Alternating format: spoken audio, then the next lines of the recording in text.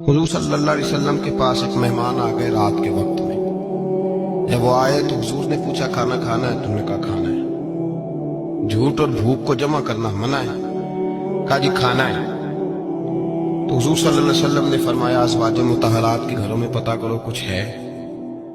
حضرت ام سلمہ کے گھر میں پتہ کیا تو کہا یا رسول اللہ 4 دن سے روٹی نہیں پکی۔ حضرت زینب سے پوچھا تو کہا حضور کئی دن سے چولہا ہی نہیں جلایا۔ حضرت عائشہ صدیقہ، حضرت میمونہ، حضرت سودا، تمام گھروں سے بظاہر یہ دو جہاں کے شاہ ہیں، پر باز کچھ رکھتے نہیں۔ دو جہاں کی نعمتیں ہیں ان کے خالی ہاتھ میں، ہر چیز ہے پر فقر اختیاری ہے، کوئی شے نہ ملی۔ نبی پاک صلی اللہ علیہ وسلم نے مسجد میں اعلان کیا، فرمایا کون ہے جو میرے مہمان کو روٹی کھلائے؟ ان لفظوں کا حسن کوئی حسن والا ہی سمجھ سکتا ہے۔ فرمایا کون ہے جو میرے مہمان کو کھانا کھلائے؟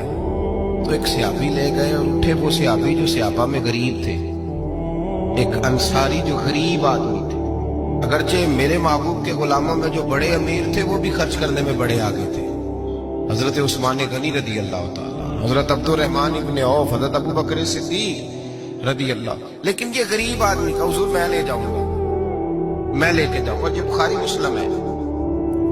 حضور نے فرمایا لے جاؤ۔ وہ اب صحابی گھر لے گئے اور بیوی سے مشورہ کیا، بات پہ غور کرنا، ہر چیز کی بھوک دیکھی جا سکتی ہے، بچوں کی نہیں دیکھی جا سکتی۔ وہ انصاری حضور کے مہمان کو گھر لے گئے، جا کے بیوی سے مشورہ کیا، کہا بھلی مانس گھر میں کچھ ہے؟ تو اس نے کہا تھوڑا سا بچوں کے لیے کھانا رکھا ہے۔ بچوں کے لیے؟ بچے تو بزدل کر دیتے ہیں، بچے تو آدمی کو بزدل کر دیتے ہیں، بچے تو مار دیتے ہیں، کلیجہ پھٹ جاتا ہے بچہ بھوکا ہو، نیند نہیں آتی۔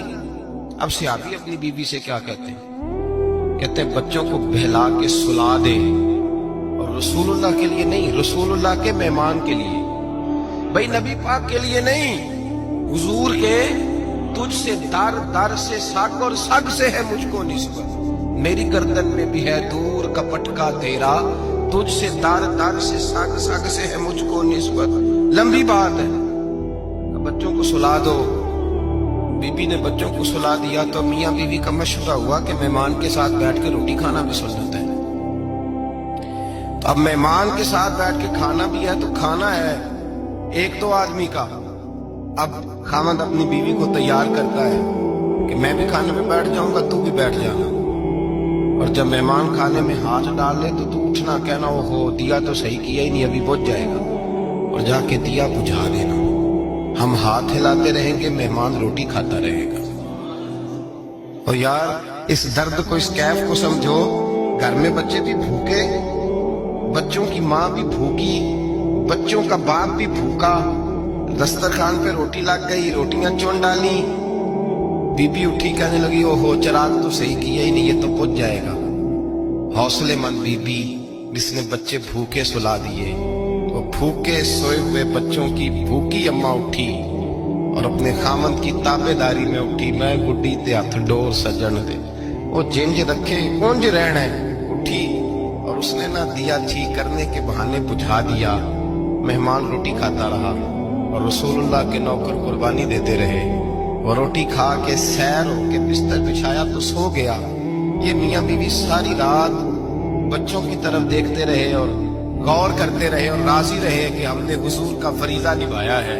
قربان جاؤں محبوب پہ، بے خبر ہو جو غلاموں سے، وہ آقا کیا ہے۔ وہ صحابہ وہ اگر قربانیاں دیتے تھے تو جو اعزاز ملتا تھا وہ بھی بڑا شان والا ہے۔ صحابی کہتے ہیں میں فجر کی نماز پڑھنے مسجد آیا، پہلا قدم رکھا تو میرے کریم بولے، حضور نے فرمایا رات جو تو نے اور تیری بیوی نے عمل کیا ہے خدا کو بھی بڑا پسند آیا ہے، محمد مصطفیٰ کو بھی بڑا پسند ہے۔